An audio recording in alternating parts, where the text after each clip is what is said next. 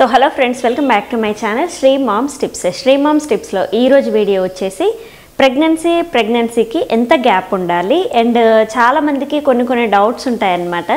So pregnancy తర్వాత వెంటనే conceive అవుతూ ఉంటుంది, కొంతమందికి ఏమో గ్యాప్ ఎక్కువ మెయింటైన్ అవుతూ ఉంటుంది. సో ఇది తొందరగా కన్సీవ్ అయినా కానీ ప్రాబ్లమే, అండ్ ఎక్కువ గ్యాప్ వచ్చినా కానీ ఈ బేబీ పెద్దగా అయిపోతూ ఉంటారు, ఇంకొక ప్రెగ్నెన్సీ మనం ప్లాన్ చేసుకుంటూ ఉండము.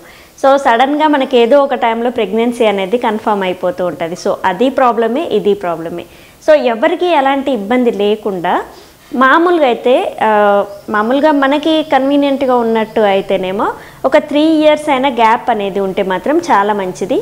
సో మా ఫస్ట్ అండ్ సెకండ్ బేబీకి ఏంటంటే 18 months అలా గ్యాప్ ఉందంతే. సో ఫస్ట్ ప్రెగ్నెన్సీ తర్వాత నాకు ఫస్ట్ ఇయర్ బర్త్డే ఉంటుంది కదా. సో బర్త్డే టైం వరకు సెకండ్ బేబీ కన్సీవ్ అయిపోయింది. సో ప్రెగ్నెన్సీ కన్ఫర్మ్ అయింది, అదే రోజు నేను టెస్ట్ చేసుకున్నాను. సో ప్రెగ్నెన్సీ అని తెలిసింది. సో నాకు గ్యాప్ అని అంటే మళ్ళీ ఈ ప్రెగ్నెన్సీ పీరియడ్ ఉంటుంది కదా, అది 1 year ఈ ప్రెగ్నెన్సీ పీరియడ్ మొత్తము కలిపి 19 months 18 months గ్యాప్ అయితే నాకు ఉంది. సో ఇలా కాదు, మనకి గ్యాప్ 18 months గ్యాప్ అంటే ఎలా అంటే డెలివరీ అయిన దాని లెక్కన చూస్తూ ఉంటాము. అలా కాకుండా ప్రెగ్నెన్సీ తర్వాత 18 months తర్వాత మనకి ప్రెగ్నెన్సీ లేదా 20 months మినిమం ఒక 2 years గ్యాప్ అయినా మనము మెయింటైన్ చేసుకుంటే చాలా మంచిది. సో ఆ లోపు ఈ పిల్లలు కూడా కొంచెం పెద్దగా అవుతూ ఉంటారు, పాలు మరుస్తూ ఉంటారు. ఎందుకంటే 18 months దాకా మనము ఫీడింగ్ అనేది ఇస్తూనే ఉంటాము. సో 18 months తర్వాత మనం ఫీడింగ్ మానేసినా నో ప్రాబ్లం, 12 months అయినా మినిమం ఇస్తూ ఉంటాం. కాబట్టి మ్యాక్సిమం మనము 18 months 19 months లేదా 20 months లోపు అండ్ లేదంటే 2 years లోపు వరకు మనకి ప్రెగ్నెన్సీ అందితే చాలా మంచిది. లేదా నేను చెప్పాలంటే మాత్రం నాకు థర్డ్ బేబీ, మా బాబు అయితే ఫస్ట్ సెకండ్ థర్డ్ అప్పుడైతే మాత్రం 2014లో ఒక పాప డెలివరీ అయితే 15లో ఇంకొక పాప డెలివరీ అయింది. సో ఇలా అంటే ఆమె స్టార్టింగ్లో అయిందనమాట.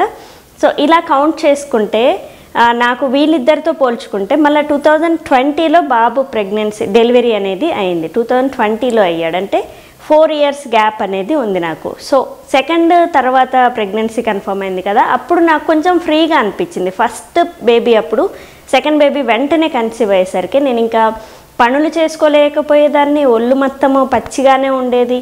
దాని తర్వాత ఆ కుట్లు నొప్పిలేసేవి బాగా. ఫస్ట్ సిజేరియన్ కదా, సెకండ్ సిజేరియన్కి నాకు స్టిచెస్ బాగా పెయిన్ వచ్చాయి.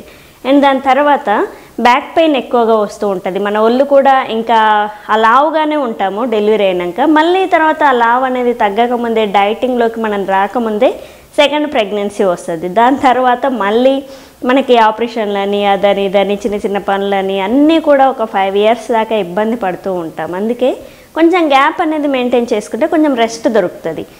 సో పాప కొంచెం పెద్దగా అయ్యి వాళ్ళిద్దరు వాళ్ళ పనులు వాళ్ళు చేసుకుంటుంటే నాకు ప్రెగ్నెన్సీ టైం అనేది కొంచెం రెస్ట్ అనిపించింది అనమాట. సో సెకండ్ ప్రెగ్నెన్సీ అప్పుడు నేను చాలా సఫర్ అయ్యాను, అండ్ బాడీ పరంగా అండ్ ఇంట్లో పనుల విషయంలో. అండ్ బేబీ చిన్నగా ఉంది, ఆమెకి ఫీడింగ్ ఇవ్వాల్సి వచ్చేది, ఆమె పొట్ట మీద పడుతూ ఉండేది. సో అందుకే నాకైతే ఒక 3 years గ్యాప్ ఇస్తే బెటర్ అనిపించింది. కాకపోతే మరీ పెద్దగా అయిపోతారు పిల్లలు. ఇప్పుడు కొంతమంది ఏంటంటే ఈ క్లాస్ ఇలా ఫస్ట్ క్లాసు పెద్ద పాప ఉంటే యూకేజీ బాబు ఉండాలి, లేదా సెకండ్ బేబీ యూకేజీ ఉండాలి, అంతే. ఒక 1 year 2 years గ్యాప్ చూసుకుంటున్నారు. సో అలా అయినా పర్వాలేదు, కానీ మినిమం 18 months అయినా మీరు గ్యాప్ అనేది ఉంచుకోండి. ఎందుకంటే ఫీడింగ్ అనేది ఇస్తూ ఉంటాము, అండ్ ఈ పిల్లలు కూడా చిన్నగానే ఉంటారు. సో వాళ్ళు ఊరికే పొట్ట మీద పడడం, ఎత్తుకోమనడం, వేరే వాళ్ళకి అలవాటు లేకపోవడం, ఇలాంటి ప్రాబ్లమ్స్ అన్నీ వస్తాయి. అండ్ మన బాడీ పరంగా కూడా బాడీ ఫిట్గా అవ్వాలి అండ్ నెక్స్ట్ బేబీకి బాడీ రెడీగా ఉండాలి అని అంటే ఒక 18 months అయినా గ్యాప్ అనేది చాలా ఇంపార్టెంట్ అనమాట. లేదు మేము ఎక్కువ తీసుకుంటామంటే 3 years వరకు గ్యాప్ అనేది మీరు తీసుకోవచ్చు. అది మెడిసిన్ ద్వారా కాకుండా న్యాచురల్ పద్ధతిలో మీరు ప్రెగ్నెన్సీని అవాయిడ్ చేసుకోండి. సో ఇలా ఉండి మీరు ఒక 3 years లోపు వరకు ప్రెగ్నెన్సీ అవ్వకుండా చేసుకుంటే మంచిదని నా ఆలోచన. ఎందుకంటే నేను ఫేస్ చేశాను ఆ ప్రాబ్లమ్స్ అనేవి, అందుకు చెప్తున్నాను. అండ్ లేదు మాకు తొందరగానే బేబీకి 1 year 2 years గ్యాప్ ఉండాలి అని అంటే మాత్రం 18 months గ్యాప్ అనేది చాలా బెస్ట్ అని చెప్పాలి. సో చూసారు కదా ఈరోజు వీడియో. ఆఫ్టర్ డెలివరీ మనము నెక్స్ట్ బేబీని ఎప్పుడు ప్లాన్ చేసుకోవాలి, ఎంత గ్యాప్ ఉంటే మంచిది అనే కామెంట్ గురించి ఈరోజు వీడియో. సో రేపటి వీడియోలో ఇంకొక కామెంట్ మంచిది తీసుకొని అయితే నేను వీడియో అనేది మీకు క్లియర్గా ఎక్స్ప్లెయిన్ చేస్తాను. సో చూసారు కదా ఈరోజు video, and thank you. Please subscribe my channel, మీ Sri moms tips. Thank you.